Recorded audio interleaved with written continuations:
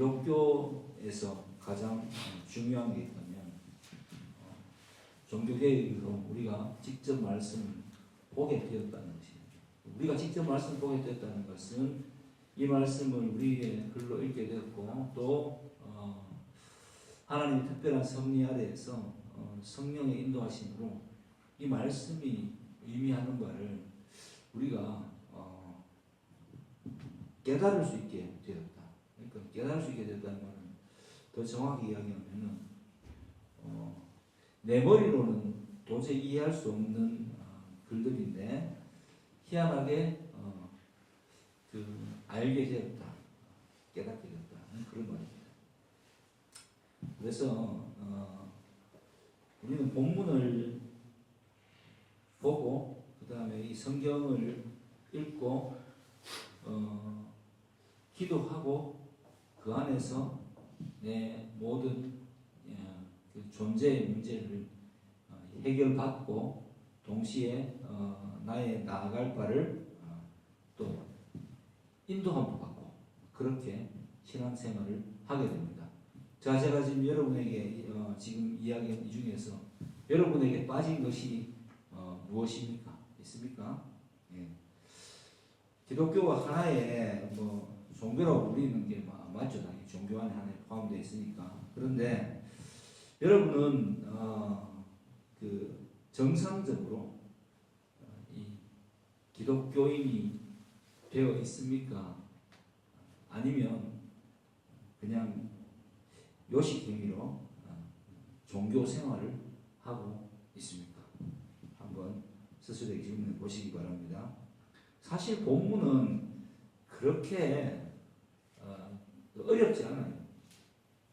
이 문맥 자체가 고어체를 좀 있고 그래서 그렇지 가만히 보면은 육하 원칙으로만 봐도 그렇게 어렵게 볼 수 있는 그런 게 아닙니다. 이상의 그 시인 이상의 오감도처럼 한 아이가 걸어갑니다.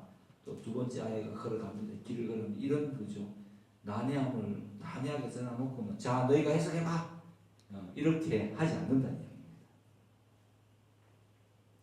그냥 너무도 알 수 있는 말씀인데 그냥 우리가 관심이 없고 항상 삶에 1순위로 두지 않아서 말씀을 잘 모르고 지나가고 그냥 설교 들으면 그냥 그런가 보다 하고 넘어가면 될 일이니까 그렇게 생각하기 때문에 현대 기독교인들이 말씀에 대해서 큰 관심이 없는 것 같아요. 그래서 저도 곰곰이 지난주에도 제가 얘기했지만 곰곰이 생각하고 고민해 본 결과 초대교회의 설교는 어땠던가 강론은 어땠던가 분명히 이건 질의와 응답식으로 이루어졌다고 봐야 됩니다. 그리고 예배는 주 예배의 주 행사가 성찬이었어요.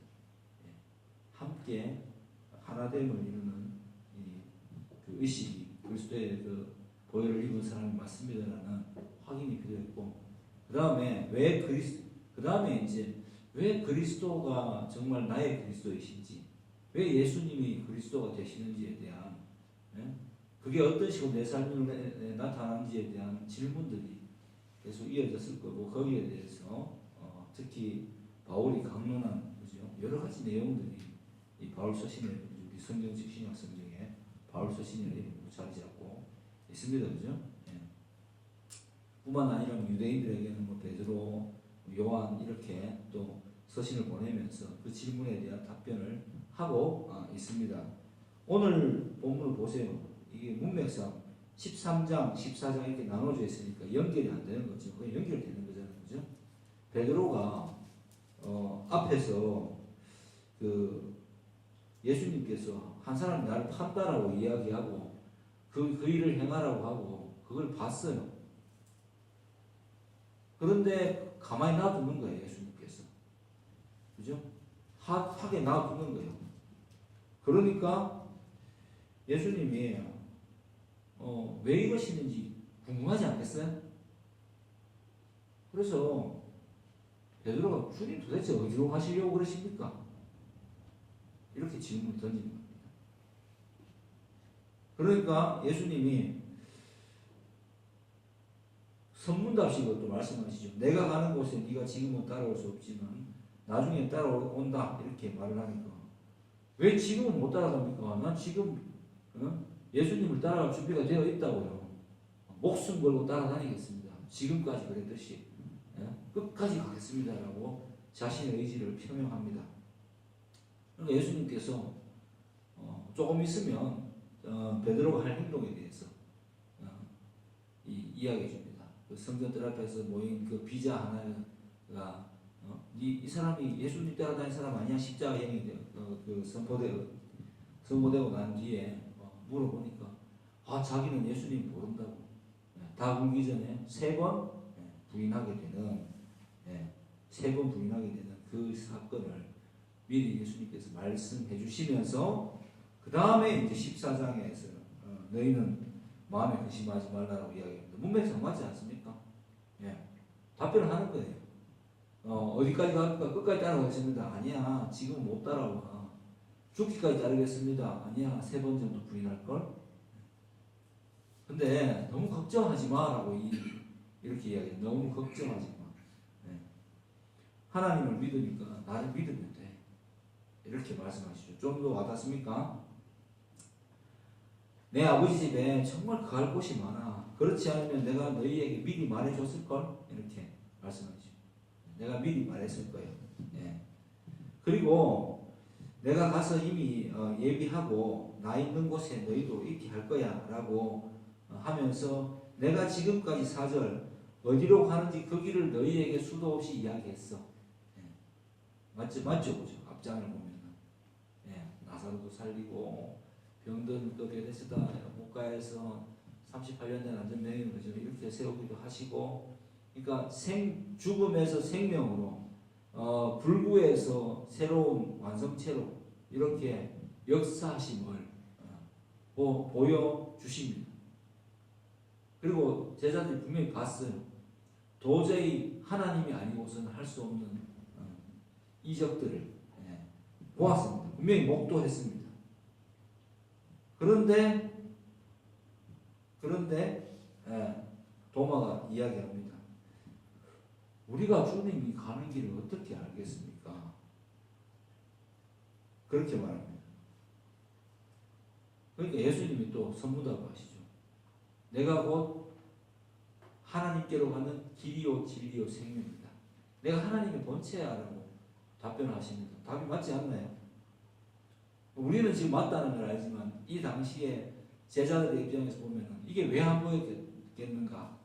라고 질문을 던져볼 수가 있겠지요.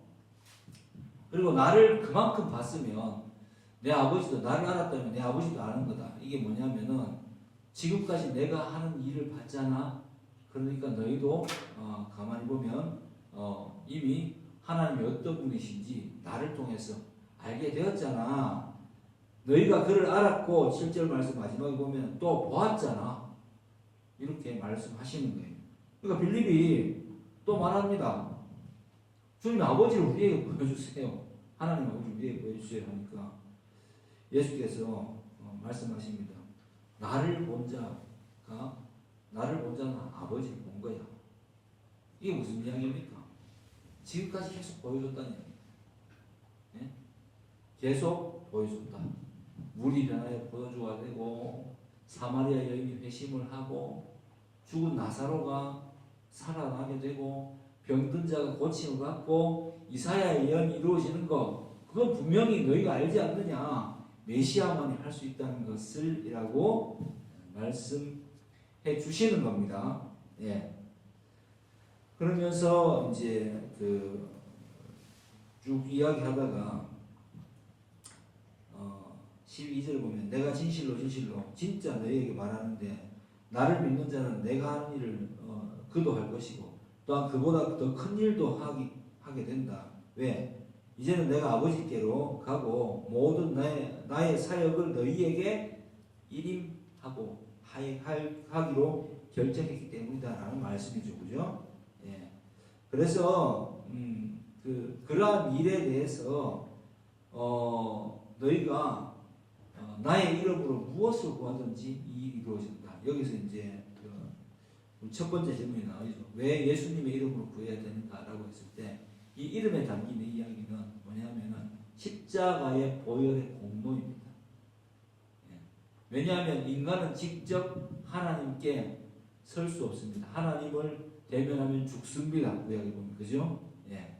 모세가 하나님을 뵈러 갔을 때 여호와께서 등만 보여주시고 구름이 그 온 산을 덮어서 백성들이 혹시 다가오면 죽을까봐 못 다가오게 합니다. 왜? 죄 있는 인간은 하나님을 볼 때 죽기 때문입니다. 그래서 보호장치를 걸어 두십니다. 그래서 볼 수 없는 인간이 하나님을 보게 되고 하나님과 만나게 되려면 중보자가 필요합니다. 예. 하나님의 대리인이었죠. 옛날에는 모세, 선지자, 여호수아, 왕들 이렇게 제사장들, 선지자들 이렇게 이루어졌었지만 그 모든 직분을 한 번에 감당하시고 그 본체 되시는 예수님이 오셔서 이제부터는 내 이름으로 나의 공로를 의지해서 하나님께 구하면 그 모든 일들 너희가 구하는 것들이 이루어지게 될 것이다. 물론 그 일은 예수님의 공로를 의지하면 자기의 욕심이나 자기의 어떤 목표를 그죠 이루려고 기도하지는 않겠죠. 예, 그렇게 되기 때문입니다. 이게 바로 첫 번째 질문에 대한 대답이 되는 것입니다. 그리고 이어지죠. 예, 이제 성령께서 오실 거라고 또 이렇게 말씀하십니다. 그리고 그는 예수님의 영이요. 그 성령님은 떠나지 않고 우리 안에 내주 우리 마음 가운데 계시겠다라고 우리가 구원을 받을 때 하나님께서 구원을 베푸실 때 우리 마음속에 계실 것이라고 약속해 주십니다. 그러면서 말씀하시죠. 내가 너희를 고아와 같이 버려두지 아니하고 곧 너희에게로 다시 오겠다 라고 말씀하시죠. 그리고 조금 있으면 세상은 나를 보지 못할 것이로되 너희는 나를 보리니 이는 내가 살아있고 누구를 통해서 봅니까? 예, 성령 하나님 안에서 말씀을 통해서 예수님을 보게 되죠. 그래서 나의 계명을 지키는 자가 나를 사랑하는 자다 쭉 이렇게 말씀하시게 됩니다. 여기서 두 번째 질문 여러분이 한 두 번째 질문이 나오죠. 고와 같이 너희를 버려두지 않는다고 했는데 왜 우리는 반복적인 죄를 저지르면서 사는 것일까요? 라고 했습니다. 자, 그러면 거의 또 비슷한 질문이죠. 이게 몰라서 물어본 건지 정말 알기는 아는데 좀 더 디테일하게 알고 싶어서 물어본 건지 잘 모르겠습니다만 어쨌든 우리가 반복적인 잘못을 하는 것 그거는 뭐겠습니까? 우리가 로봇가 아니라는 겁니다. 하나님께서 우리를 대하시는 방식이 우리의 모든 인격을 완전히 말살하고 그냥 하수인처럼 대하시지 않고 스스로가 스스로에게 납득할 수 있는 방법으로 하나님께로 나아오기를 원하시는 거죠. 그래서 제일 먼저 뭘 부여하냐면 신분부터 부여하는 거죠. 예. 타잔 아시죠? 아는 세대인가? 예. 뭘로 해야 되겠나? 예. 자기가 어떤 소위 말해서 귀족의 아들인지도 모르고 야생에 버려졌어요. 그죠? 예. 근데 얘 신분은 뭐야? 원래는 영국인이었나? 어쨌든 영국 시민이겠죠. 그죠? 근데 야생에서 그냥 침팬지랑 사자랑 뱀이랑 함께 막 자랍니다. 사람 말도 못해요. 그리고 본능이 시키는 대로 막 살아갑니다. 그죠? 어느 날 와서 네가 사람이야? 너는 짐승이 아니야 라고 말을 해줍니다. 그리고 글을 배우고 그렇게 해서 이제 문명 사회로 자기의 사회로 복귀하게 됩니다. 타자는 어떻게 합니까? 답답해서 미치게 그러죠. 적응이 안 돼서. 그러면 타자는 영국인이 아닙니까? 이렇게 질문하면 맞겠죠. 그죠? 침팬지는 그냥 영국 침팬지는 아니겠죠. 아프리카에 있는 침팬지겠죠. 타자는 아프리카에서도 원래 영국인입니다. 신분 자체가. 우리는 세상에 던져놔도 그냥 신분 자체가 하나님께서 구원하셨다면 그리스도인입니다. 하나님의 자녀예요. 그리고 글을 배우고 말씀을 배우고 말씀의 뜻을 알게 되면서 나의 정체성을 깨달아가기 시작하는데, 그죠? 그리고 깜짝 놀랍니다. 내가 이런 사람이었다니 라고 하면 놀라겠죠? 그런데 이전에 그냥 야생에 던져져서 살던 그 본능의, 그죠? 어떤 그 습성을 한 번에 버리기가 너무 힘들어요. 그래서 반복적으로 실수합니다. 그러면 그 부모가 나타나서 너는 그리스도인이 아니야 이렇게 말을 합니까? 아니면 조금만 더 힘을 내라고 말합니다. 신분에 맞게 살아야 되지 않겠니라고 권면합니까? 추방합니까? 부모는 어떻게 될 겁니까? 당연히 자녀를 신분에 맞게 살 수 있도록 지원과 관심을 아끼지 않는데 그 부모가 항상 그 사람의 마음 가운데 거하시는 거죠. 그래서 무엇이 옳은지 무엇이 잘못됐는지 틀리는지를 계속해서 알려주십니다. 그럼 아이는 어떻게 하겠습니까? 그 본능의 습성을 못 버리고 돌아가고 싶다가도 고민과 갈등이 깊어지겠죠. 그러다가 가끔 지기도 하고 이기기도 하면서 결국은 어떻게 되겠습니까? 생각해보면 그래도 내가 정말 귀한 존재인데 이름에 걸맞는 사람으로 살아야 되지 않겠냐, 존재로 살아야 되지 않겠냐 라고 생각하겠죠.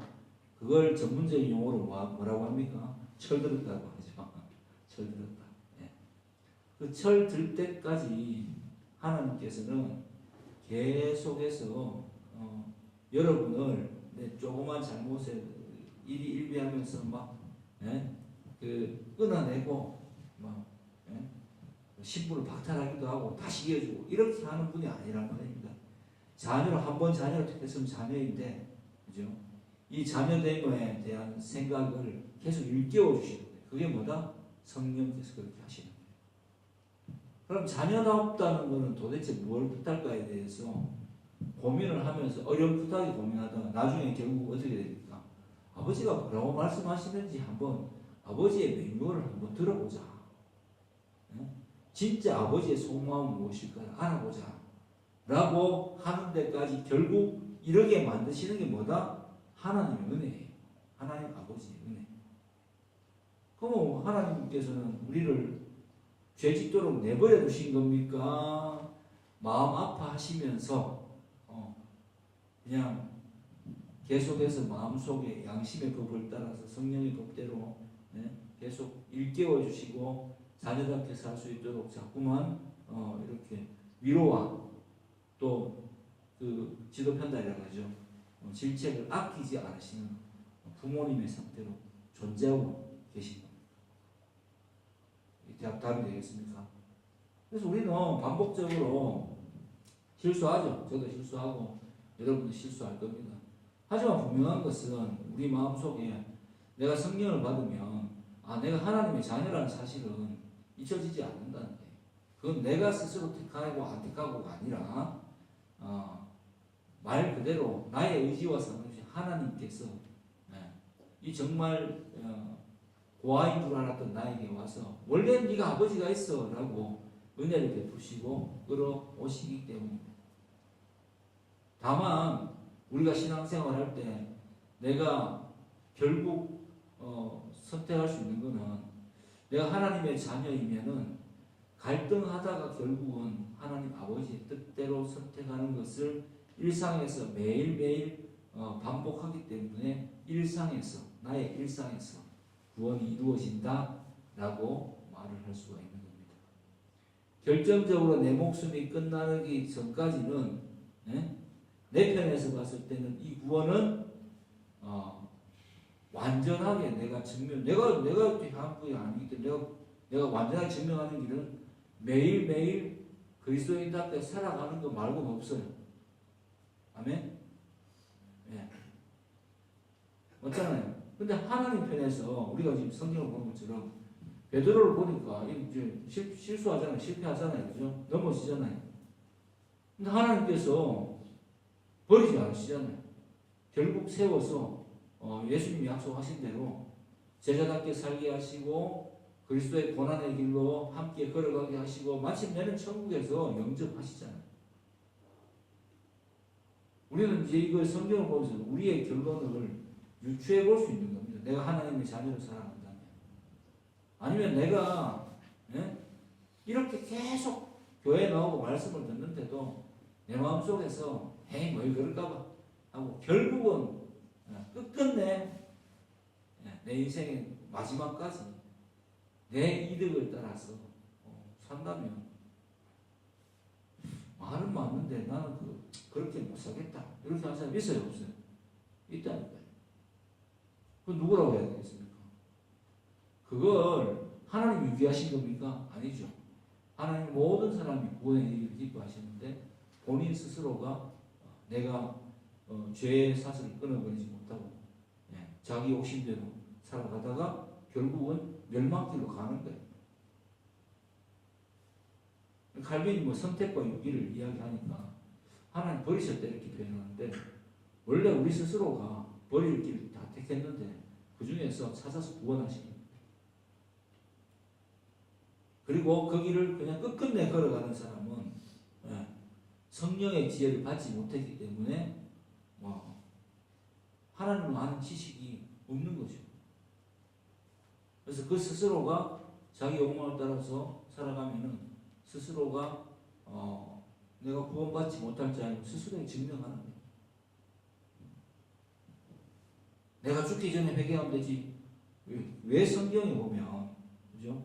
십자가상에 한편 강도는 회개하지 않게 한편 강도는 회개하고 낙원에 함께 있는 약속을 받고 베드로는 왜 똑같이 잘못을 저지르는데 가룟 유다처럼 잘못 저지르는데 얘는 크게 쓰임을 받고 가룟 유다는 결국 저주받아서 스스로 자살하는 일을 택할까요? 왜 이런 걸 보여줄 거예요? 하나님이 선택을 유기한다는 저는 이렇게 보기보다는 저는 이렇게 봐요. 자기 스스로가 어떤 길을 오늘을 살아가는 우리가 그죠? 이 본문을 보면서 내가 하나님의 자녀라면 이런 길을 택해야 하는 것이 당연히 맞겠구나라는 그죠? 어떤 그 선한 결심을 할 수 있도록 하나님 뜻을 따르는 결심을 할 수 있도록 이끌어 주시는 표본이다라고 볼 수 있는 겁니다. 우리가 감히 신적 입장에서 가지고 하나님 너무하시네, 누구는 선택하고 누구는 버리시네 이렇게 말을 하는 그런 건 잘못된 거예요. 결론을 보니까 어떤 자는 파라오는 똑같이 모세처럼 하나님을 만났는데도 하나님의 여호와 하나님의 신권 앞에서 신적 창조주 되신 그 하나님을 만났음에도 불구하고 지 욕심, 지 자리 지키려는 그 마음으로 나름대로 굉장히 똑똑했지 않겠습니까? 왕자를 포기할 수는 없었으니까 그러니까 그렇게 살고 멸망길로 가는 거예요. 그게 바로 보편적인 인간이다라고 성경은 이야기하고 다 그렇게 하는데 그 중에서 특별하게 모세는 그렇게 하지 않았다. 아브라함은 그렇게 하지 않았다. 이삭은 그렇게 살지 않았다라는 것을 구약성이 보여주고 있는 겁니다. 자, 그러면서 물어봅니다. 하나님께서 너는 어떻게 살아갈래? 너는 내 자녀가 맞니? 라고 물어볼 때에 여러분 스스로가 이제 자녀다움을 매 순간마다 스스로에게 증명해내야 됩니다. 그런데 이걸 증명해낼 때 내 마음속에 평안과 어떤 그 위로가 충만하게 있고 잘했다 이런 마음이 들면은 하나님의 자녀임이 그 순간 증명되는 거죠. 똑같이 하는데 야 이래는 못 살겠다. 이렇게까지 내가 베풀고는 못 살겠다. 이렇게까지 하는 건 좀 너무 바보스러운데 나 진짜 복인가? 이런 생각을 하고 결국 그 길을 택하지 않고 보죠. 예, 남들 아무도 몰라도 하나님은 아시겠죠. 그 길을 택하고 살아간다면 그 사람은 자기 스스로가 자기 안에 성령이 없음을 증명하는 셈이 되겠죠. 근데 그걸 신경이나 쓸까요? 그 사람이 내 먹고 살기도 바쁜데 그게 그렇게 봅니다. 자, 그 다음에 이게 두 번째 질문에 대한 대답이고요. 마지막 질문에서 보면 다데오, 가룟리 다니는 유다는 다데오거든요. 다데오가 또 물어봅니다. 왜 우리에게는 나타내시고 제자들에게 나타내시고 세상에는 왜 당신의 어떤 그 하나님이심을 왜 우리 이 힘없고 나약한 우리한테 드러내시고 왜 지도자들한테는 말씀하지 않습니까? 라고 했을 때 말씀하셨죠. 근데 다데오의 의미는 뭡니까? 왜 파워풀하게 확 모든 사람의 관심을 잡을 정도로 딱 드러내게 하시냐는 이야기. 그때 예수님께서 말씀하시죠. 예. 뭐라고 하십니까?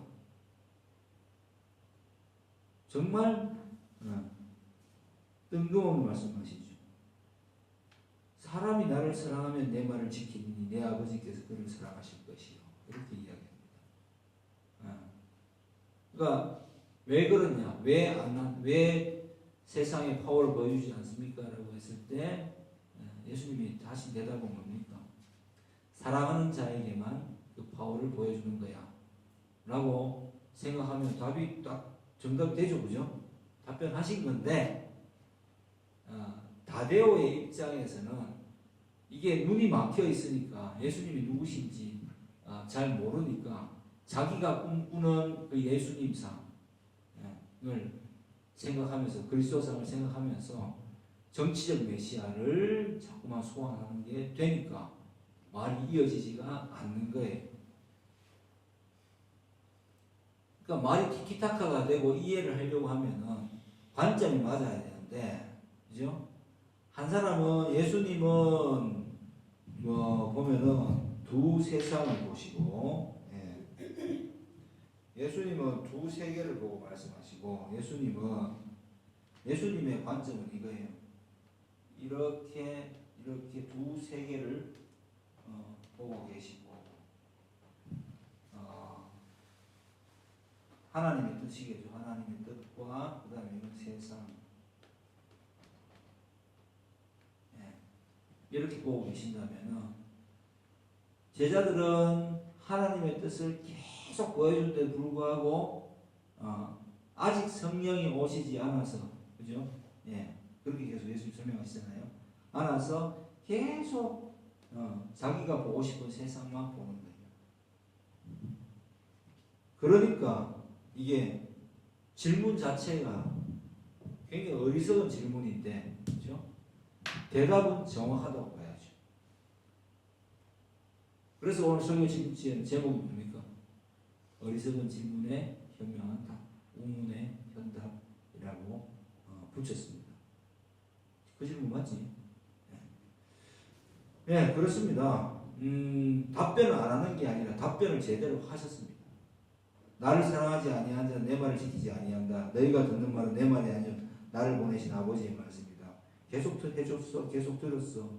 계속 왜 너희에게 나타나는지, 왜 나는 선택한 자에게 나타나.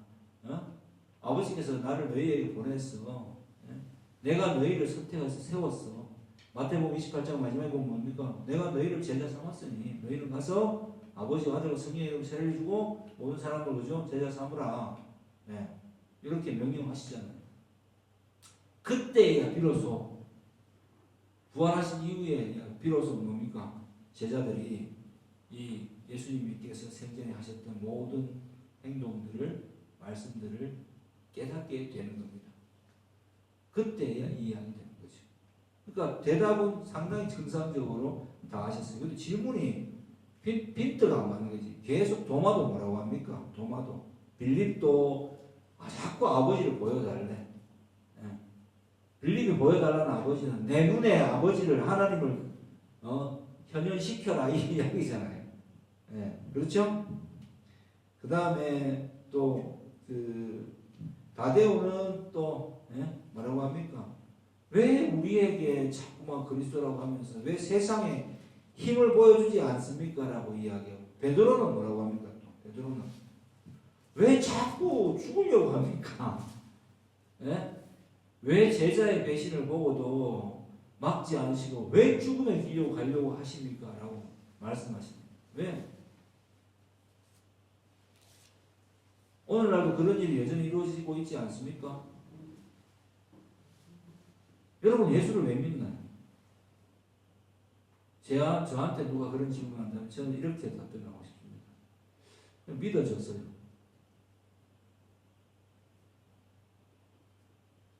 그러니까 부인하고 싶은데 그냥 믿어지는 거예요. 저는 제 믿음의 상태를 그렇게 설명하고 싶어요. 예수님이 살아계시고 이 세상을 통치하시고 나의 삶을 결국은 주관하신다는 사실을 부인할 수가 없어서 그냥 믿어져서 믿고 싶어서 믿어져서 그냥 이렇게 살아가요. 그리고 내 나름대로 나만의 삶을 생각해 보지만 마땅히 길이 잘 안 보여. 내 인생에 남은 그 세월 예측할 수 있는 대충의 세월과 그러한 것들 유추해 볼 때 남은 인생 어떻게 살아가면은 가장 의미 있을까라고 생각해봐도 예수 믿고 살아야 되지 않겠는가라는 답 빼고는 없는 것 같아요. 예수 믿고 사는 삶은 어떤 삶인가? 일상에서 하나님의 살아계심을 인정하고 사는 삶이겠죠. 딱히 크게 내 인생이 내 삶이 마음에 안 들어요. 제 입장에서 아직 그죠? 세상 사람들이 보편적으로 원하는 대박의 삶, 좀 권력과 힘을 가진 삶, 뭔가 좀 경제적으로 부유한 삶이 아니기 때문에 그런 찜찜함이 마음속에 남아있겠죠. 그런데 그거를 해결하면서 가지게 된다면 어느 날 갑자기 내가 나이가 너무 많이 들었는데 가지게 되면 뭐 할 거야? 그때 또 건강이 최고다 이렇게 할 건가? 그죠? 그래도 적당히는 있어야 안 되겠는가? 적당히 있고 적당히 살 수 있도록 정직이적인 사명을 가지고 살아간다면은 그것을 누리게 해주겠다고 약속을 하셨으니까 방법이 없잖아요. 내가 안 죽을 수도 없는 것이고 저는 그렇게 생각해요. 내가 내 인생을 마음대로 좌지우지할 수 있는 존재가 아니라는 것을 빨리 깨달은 편이라고 해야 되나? 내가 할 수 있는 게 과연 내가 마음대로 할 수 있는 게 과연 몇 개나 될 거예요. 그렇게 해서 그 일의 결말은 무엇으로 마침표를 찍겠습니까? 여러분은 왜 예수님을 믿습니까? 근데 믿는다 하고 혹은 또 믿겨지지 않은 상태로 사는 것도 있겠죠. 그러면 믿고 싶습니까? 한번 알아는 보고 싶습니까? 왜 내 삶이 이렇습니까? 왜 나를 내가 원하는 대로 내 소원을 들어주지 않고 이끌어줍니까? 라고 질문할 수도 있겠지만은 가만히 생각하면 예수님을 만나지 못했다면 계속 나는 내만 생각하고 살지 않겠습니까? 계속 머리를 굴리면서 내게 이득이 되는 방향으로 어떻게 하면 내가 좀 더 괜찮은 삶을 살아갈 수 있지 않을까? 끊임없이 계산하면서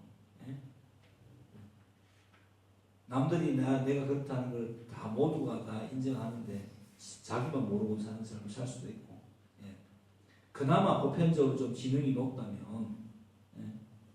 뭐 좀 덜 그런 척하고 살아갈 수도 있겠고, 그렇지 않겠습니까? 성도 여러분, 우리는 하나님의 부르심을 받았습니다. 그리고 성령께서 우리 마음속에 계십니다. 방법론적으로 계속 이 세 명의 제자들 같은 질문을 하고 살아간다면 세 명의 제자들에 대해서 예수님은 계속 이런 답변을 우리에게 주실 거예요. 그죠? 주님, 왜 이렇게 내가 잘 풀리지 않습니까? 라고 질문을 한다면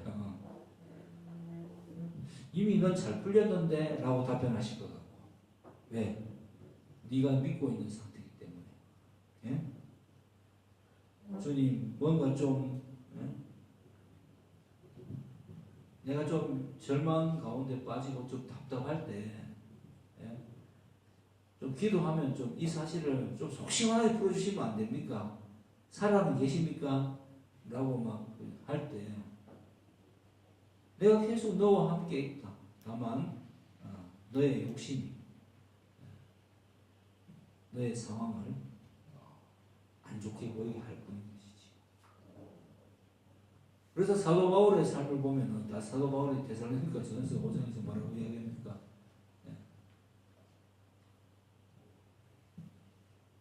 항상 기뻐하라. 쉬지 말고 기도하라. 범사에 감사하라. 이는 그리스도 예수 안에서 너희를 향한 하나님의 뜻입니다. 이렇게 데살로니가 교회에 편지를 보내면서 그렇게 권면을 합니다.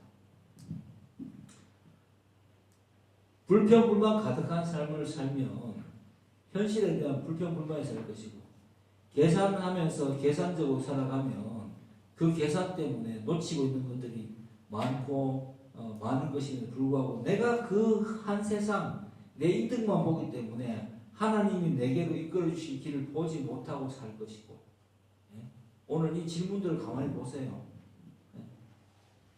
나는 이런 식으로 예수를 믿고 있지 않은가를 살펴보는 오늘이 되었으면 좋겠습니다. 이 말씀을 통해서 나는 빌립처럼 질문하지 않는지, 나는 다데오처럼 질문하지 않는지, 나는 베드로처럼 내 자신에 대한 과대망상을 가지고 있지나 내 능력에 대한 거죠, 내 신념에 대한 굉장한 그런 것들을 가지고 있지 않은지, 지가 똑똑한 줄 알고 있지는 않은지 돌아보시고, 그런 제자를 예수님이 어떻게 대하십니까? 계속 위로하시죠. 계속 위로하잖아요. 내가 너희 보여줬다. 너희는 안다. 너희 결국 잘 될 것이다. 내가 내게로 이끌겠다. 나와 함께 계속해서 갈 것이다. 이 짧은 삶은 나를 위해서 살면 된다. 영혼은 내가 책임질 것이다. 이렇게 답변해 주고 계십니다. 그래서 우리는 이 짧은 삶을 조금은 답답하죠. 저도 많이 답답해요. 그때 생각해보면 나이가 들수록 더 답답해지는 것 같아요. 그럼 흔히 하는 말 있잖아요.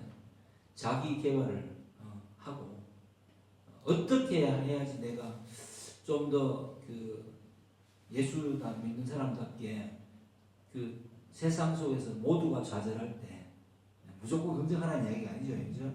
예수님으로 인해서 희망을 품고 어떤 밝은 삶, 긍정적 에너지, 그리고 그리스도의 살아계심 때문에 사람들이 나를 통해서 발견하는 그 어떤 위로, 이런 걸 보여주면서 살아갈 수 있을까? 그렇게 말했을 때 이제 말씀 보는 실력을 키우시고 하나님의 뜻을 알게 되고 그리고 하나님의 뜻 안에서 구하시면 됩니다. 하나님 제가 이 길을 걸어가고 싶고 주의 이름의 영광을 위해서 살고 싶습니다. 주님 제가 이 길을 걸어갈 수 있도록 인도해 주시옵소서. 틀림없이 인도해 주십니다. 그래서 내 이름으로 무엇이든지 구하면 하나님께서 모든 것을 이루실 줄 믿는 저와 여러분 되기를 주의 이름으로 축복합니다.